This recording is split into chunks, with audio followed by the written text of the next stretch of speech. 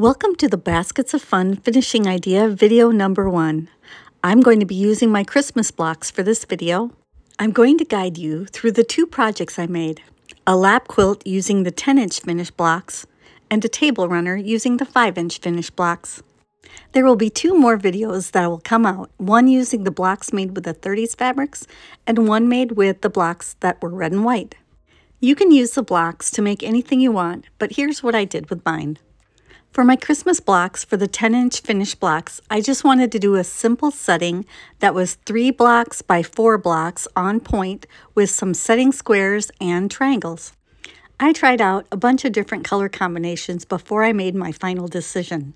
For the 10-inch blocks, I decided to do the setting squares and triangles in a plaid that had red and green in it, and then a green for an inner border and the binding, and then the plaid would also be the outer border. For the 5-inch finish squares, I decided to use the holly print for the setting squares and triangles and then have a simple red border. The pattern will be located at the end of the video, but for now, it's time to cut. Here's the cutting instructions for the 10-inch finish blocks. From the border fabric, cut 7 strips that are 5.5 inches by the width of fabric.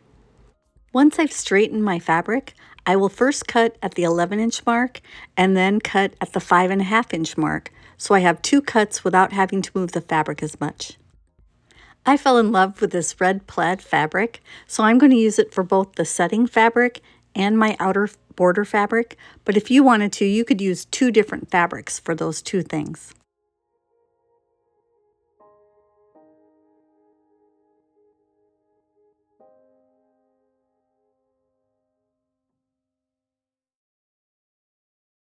From 2 strips that are 15.5 inches by the width of fabric, cut 3 squares that are 15.5 inches by 15.5 inches. You will bisect each of these squares twice, corner to corner, for 4 triangles per square, a total of 12 triangles.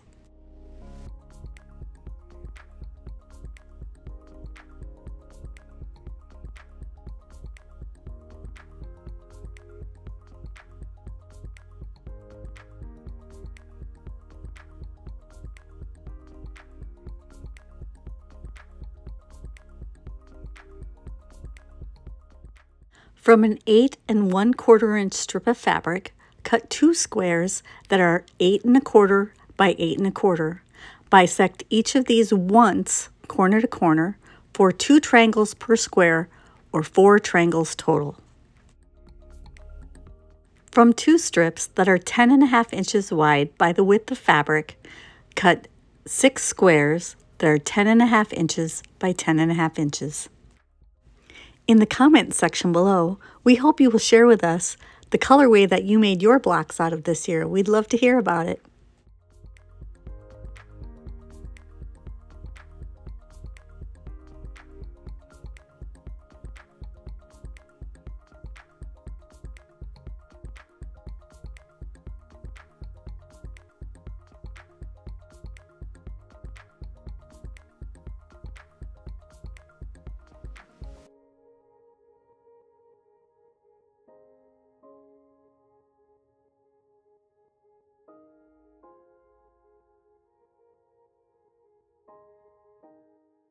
From the inner border and binding fabric, cut 12 strips that are 2.5 inches by the width of fabric. I joined all of my pieces end to end together to make one really long strip. That way, when I'm ready to put the borders on, I can cut whatever length I need. Once you have everything cut, you want to take a moment to decide how to arrange the blocks in a 3 block by 4 block setting that's set on point. You want to make sure to distribute the style of the blocks and the colors. I would lay out my blocks, take a picture with my phone, and then look at it through the phone to see if I had like too much red in one area or if this area was too green, and then I would rearrange them and repeat that process until I got the arrangement I liked. Pretend these small squares are your blocks. We're going to set these up 3 across and 4 down. The blocks are set on point. That's why you need to have the setting squares and setting triangles. Most times when you're setting a quilt, it's 3 by 4 and you're just sewing blocks together. But when you're doing it on point, you have to set it on a diagonal. The setting squares will separate all the blocks from one another. The setting and corner triangles will fill in all those spaces to turn it into a rectangle.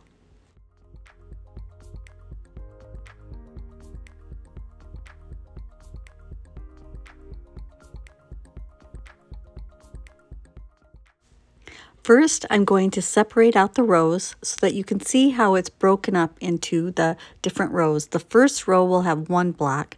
The second row will have 2 blocks. The third row will have 3 blocks. The fourth row will have 3 blocks, and then 2, and then 1. I usually save the corner pieces for last so that I'm not dealing with 2 different sizes of triangles. As you piece the diagonal rows, you're going to press towards the setting squares and the setting triangles. As you sew your rows together, make sure that your baskets are all pointing the same direction. Once you sew all the rows together, you will need to trim as necessary to maintain a 1/4 inch seam allowance from the points of the blocks all the way around.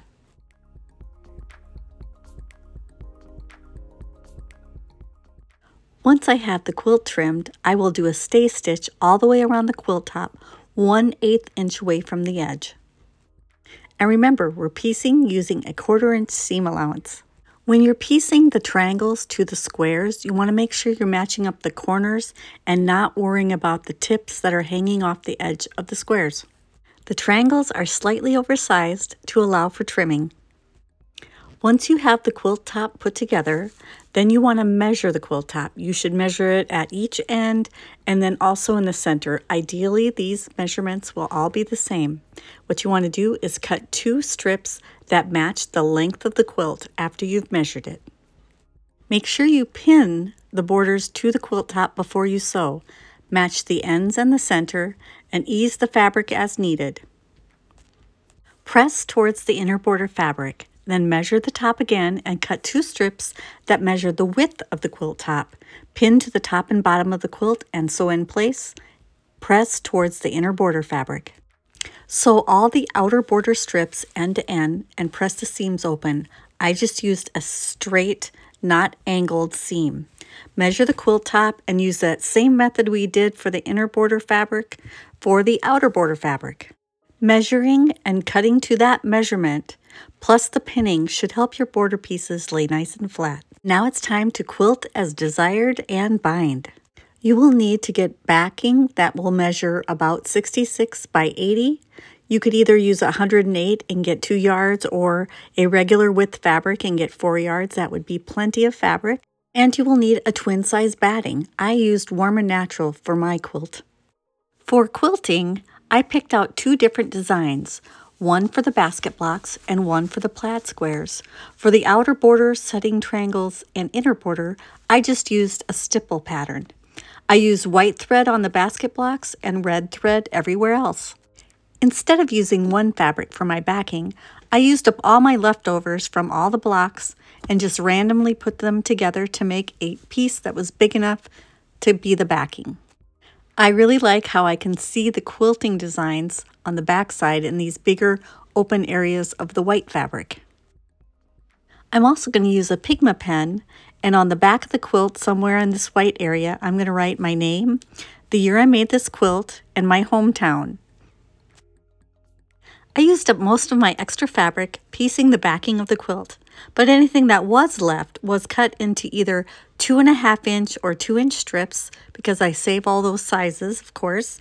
And then the spare half square triangle blocks were added to my collection of half square triangle blocks, whatever size they were. And then the bigger leftover strips were added to my string quilt bucket because I save everything. And only a small pile went into the pillow stuffing bin. I know I don't need to save every scrap, but it's just something I do. So that's how I used the 10-inch finished squares. Now we're going to use the 5-inch finished squares to make a runner.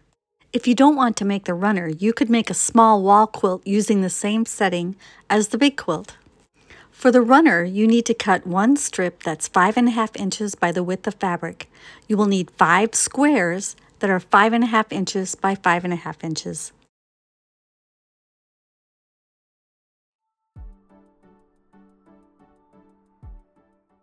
For the setting triangles, you need to cut 3 squares that are 8.5 inches by 8.5 inches. You will bisect each of these squares twice, corner to corner, for 4 triangles per square, 12 triangles total.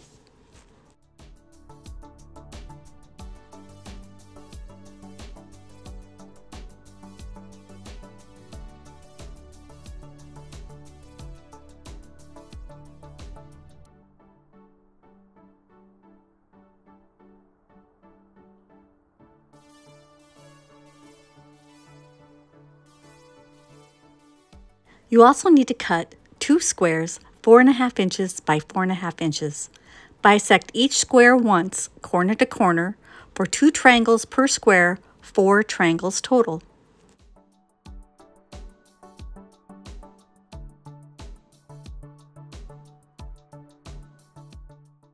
For an outer border and binding for my runner, I'm going to cut 7 strips that are 2.5 inches by the width of fabric.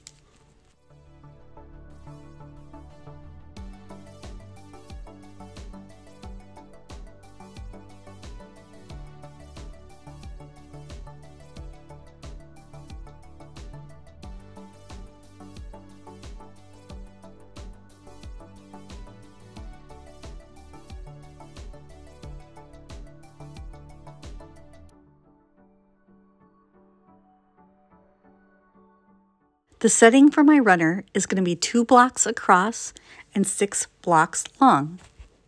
For the layout, I'm going to need 2 corner pieces that have 1 block with 2 side corners and 1 corner piece.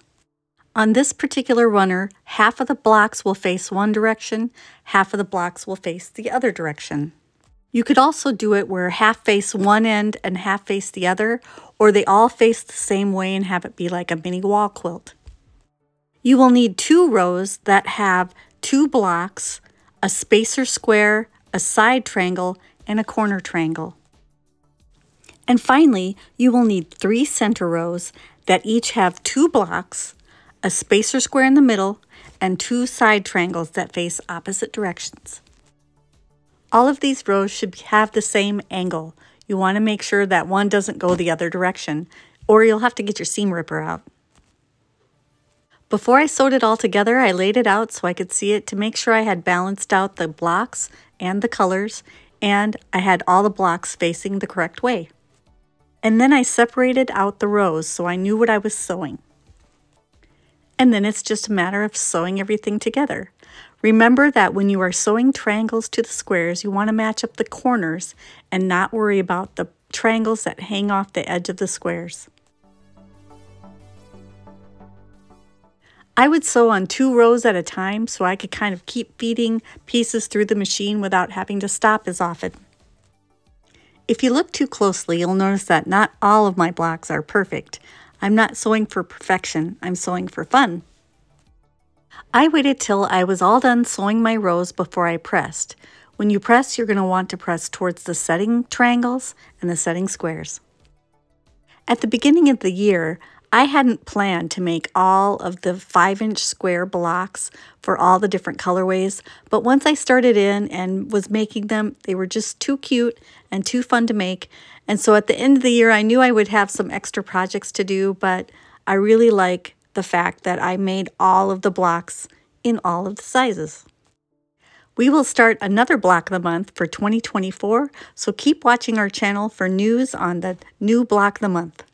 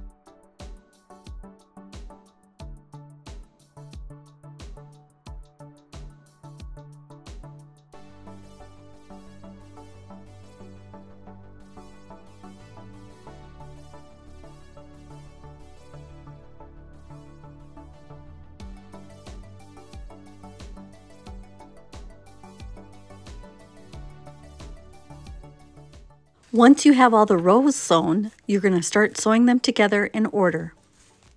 When I was sewing the rows together, I did do some pinning at the corners just to help the blocks stay in place and not shift while I was sewing the rows together.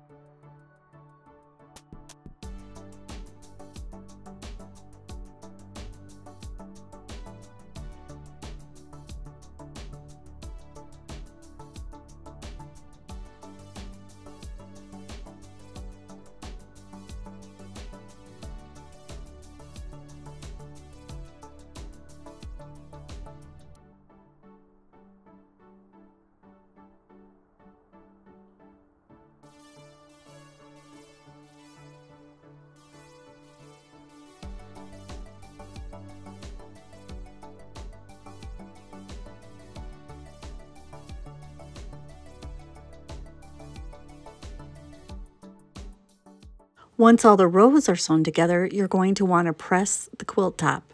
Make sure that you use some spray starch or Mary Ellen's Best Press spray to help it lay flat. Once you're done pressing, trim is necessary to square up all the edges.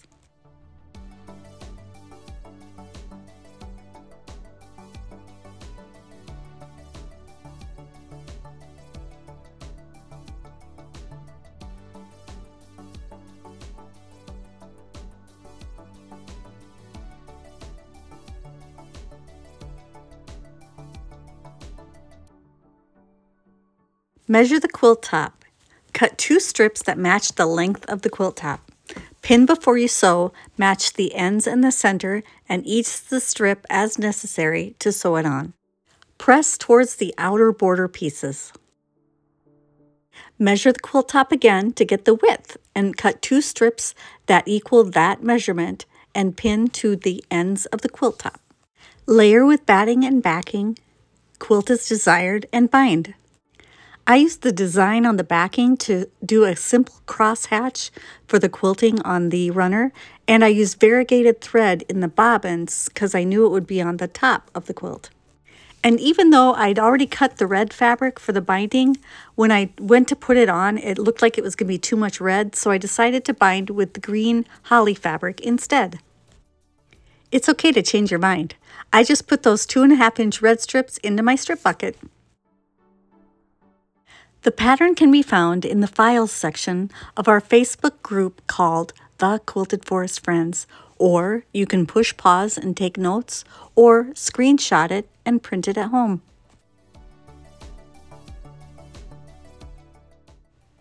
We hope you will remember to hit the like button, leave a comment for us, share with your quilting friends, and subscribe. Thanks for watching, and happy quilting!